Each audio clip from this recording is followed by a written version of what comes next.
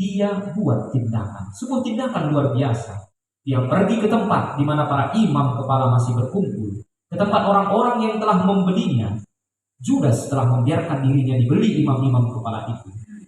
Di tangannya ada bungkusan. Dia membawa 30 keping uang perak itu. Dia mencampakkan uang itu kepada mereka. Kalian ambillah ini. Inilah uang pembelian darah Kristus. Ini sebuah ungkapan iman. Judas telah menimbang betapa berat kesalahannya. Sekarang, tidak lagi arti uang itu. Sebelumnya dia telah mengkalkulasikan dengan teliti uang itu. Ini uang 30 keping perak. Apa pentingnya seorang hati? Apa pentingnya menjadi Kristen? Apa pentingnya Tuhan? Tuhan tidaklah bisa dilihat. Tuhan tidak memberi kita makan. Tuhan tidak membuat Anda bergirang. Tuhan tidak membuat kita mengerti tentang kehidupan kita. Sekarang 30 keping perak kita tak sanggup lagi menggenggamnya. Lepas begitu saja. Karena ketika suara hati tidak tenang, uang menjadi sumber ketakutan. Tindakan Judas itu menjadi sebuah tanda kebesaran manusia. Dia mencampakkan kepada orang-orang itu. Percayakah Anda kalau mereka menangkap makna di balik tindakan Judas itu? Mereka malah mengumpulkan uang itu dan berkata, karena ini uang darah, mari kita pisahkan. Kita akan memberikan sebidang tanah dan kita akan jadikan tempat pemakaman orang asing yang meninggal selama Paskah atau hari raya lain. Begitulah situasi berubah. Besok sore di tempat ini ketika Judas yang malang, saudara kita yang malang.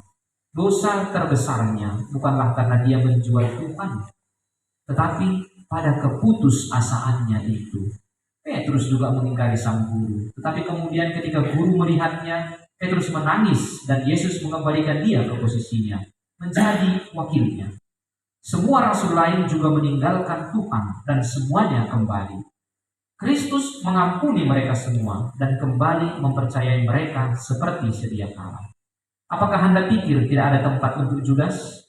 Kalau dia ingin kembali, jika saja misalnya dia berdiri di bawah kaki salib, jika saja dia melihat paling tidak sebuah sudut salib itu, atau melihat di satu kelokan jalan salib itu, jika saja demikian itu, keselamatan juga akan sampai padanya. Judas yang malang. Sebuah kayu salib dan pohon tempat menggantung diri, paku-paku dan sebuah tali. Cobalah membandingkan dua hal itu. Anda akan katakan ke saya, yang satu mati, yang lain juga mati. Saya hendak bertanya ke Anda, kematian yang mana Anda pilih? Apakah di atas salib seperti Kristus, dalam pengharapan dari Kristus, atau digantung putus asa tanpa melihat harapan apapun di depan? Maafkan saya jika sore ini, di mana seharusnya situasi begitu akrab, tetapi saya membawa Anda pada penyadaran yang begitu menyakitkan. Tapi saya juga mencintai Judas, saudaraku Judas. Akan saya doakan juga sore ini, karena saya tidak mengadili dia. Saya tidak menghukum, malah saya menginterogasi dan menghukum diri saya sendiri. Saya tak mampu untuk tidak berpikir bahwa Allah juga berbelas kasih kepada Judas. Sulit saya memikirkan bahwa pelukan kasih dan panggilan teman yang diucapkan Tuhan kepada Judas ketika dia sedang memberikan ciuman pengkhianatan itu tidak membuka hatinya yang kering. Mungkin momen itu menjadi saat-saat akhir ketika Judas masih merasakan bahwa Tuhan masih mencintainya dan mau menerimanya di surga.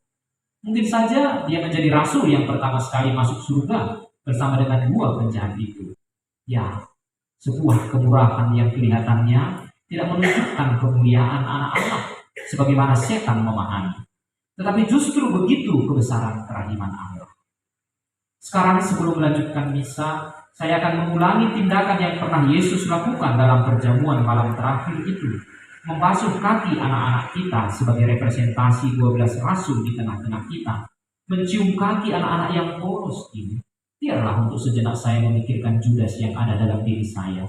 Judas yang mungkin juga ada dalam diri Anda. Biarlah saya bertanya ke Yesus yang sedang dalam ketakutan yang sangat. Kepada Yesus yang menerima kita apa adanya. Biarlah saya memohon kepadanya sebagai hadiah Paskah untuk memanggil saya teman. Paskah adalah panggilan teman dari Tuhan kepada Judas yang malang seperti saya, seperti Anda. Kegembiraan Paskah adalah bahwa Kristus mengasihi Anda, mengampuni Anda. bahwa Dia tidak ingin kita hilang. Meski Anda melawan Dia setiap saat, meski Anda menghujatnya, meski di saat-saat akhir hidup Anda menolak Imam Agung itu, ingatlah bahwa bagi Dia, kita tetap teman.